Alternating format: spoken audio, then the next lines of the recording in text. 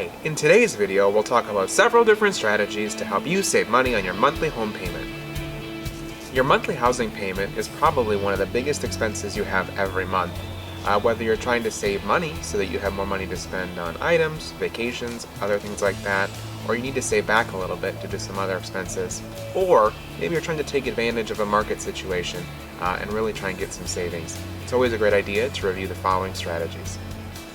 Your mortgage payment has several different components, whether that's the principal balance, interest you owe, taxes, insurance, and possibly mortgage insurance. Those are different components. We'll look at strategies to save you money.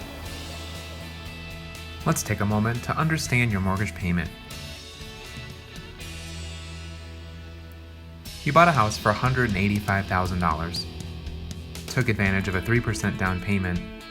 Means you have a new mortgage at 4.25% for $179,450. That's $1,213 per month. But where does that go? Principal and interest, your P&I, that's $883. Homeowners Insurance is $104. Mortgage insurance is $127. And property taxes are $99. That rounds out your payment.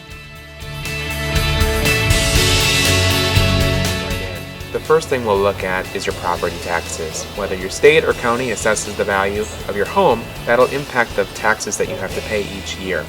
Review the assessment notification that you receive and make sure all the details are accurate. If something's not right, you'll want to call and work with the assessor to have that value appealed. Doing so will be able to save you some money on your monthly taxes.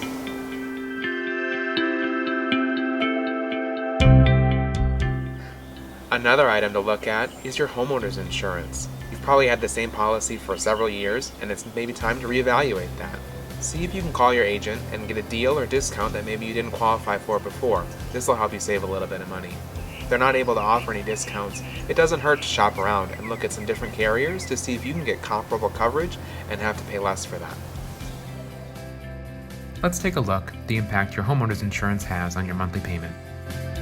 If your annual premium is $1,250, that means you'll spend $104 per month on homeowner's insurance. If you're able to shop around, get a newer premium for $980, means you'll only pay $82 per month, a savings of $264 per year. Before we get into this next one, you'll probably want to grab your mortgage statement. We'll need some numbers off of that. First thing we'll have to figure out is how much you owe on your home. Pretty simple, look at your statement. You'll find the mortgage balance there from the most recent statement period. You'll also want to know the value of your home. There's a couple different websites out there. If you Google home values, you'll find something. It's usually a good idea to compare a couple ones. Don't just cherry pick the one that gives you the highest number. It's usually important to have an average of a couple different sources to understand your home value. What we'll do next is calculate your loan to value, or LTV. What you'll do is take the balance of your mortgage, divide that by the home value that you found, and that'll give you a percentage. It's pretty straightforward. Let's do a simple example to calculate your loan to value ratio. We'll start with two bits of information, your home value and the mortgage balance. Start with the home value, $200,000 in this example. Divide that by your mortgage balance, $150,000. And you'll get a decimal number, 0.75. Times that by 100, you'll see 75%. That's your loan to value.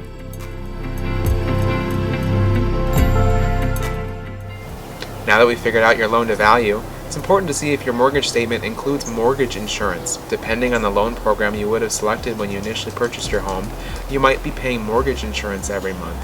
It's very common on FHA loans, and unfortunately you won't be able to remove that without refinancing. If you have a conventional mortgage with mortgage insurance, most lenders will let you take mortgage insurance off once you've reached 80% loan to value or better. So take a look at the math we did earlier. If you're at or below 80%, it's a good idea to give your mortgage servicer a call and see if you can take that mortgage insurance off your monthly payment.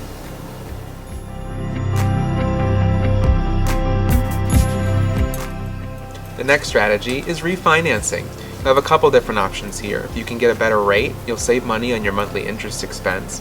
If you extend into a longer term, you'll actually just reset your mortgage and end up paying less each month because you'll owe less now than you did originally. Divide that over the new term of maybe 30 years, you'll see a savings in monthly expenses based on just the lower payment amount there. It's important to note when you're going to refinance, you obviously have equity in your home. It needs to be 85% or less generally, but that can vary depending on the market and the conditions of the economy. Let's walk through an example to see how much money you can save by refinancing your mortgage. We'll continue with the same example from before.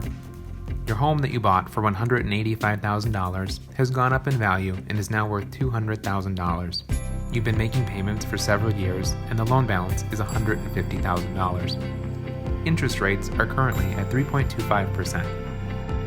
Like we calculated earlier, your loan to value is at 75%, and that's a big deal in how you'll be able to save money by doing a refinance. Remember your old payment, $1,213 per month. Let's compare that to your payment with this refinance. You'll see your principal and interest is $653.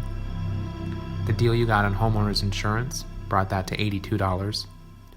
Mortgage insurance, you'll see that this now is $0. It's a big deal here. This is where you're going to save most of your money by being able to refinance and have that mortgage insurance removed.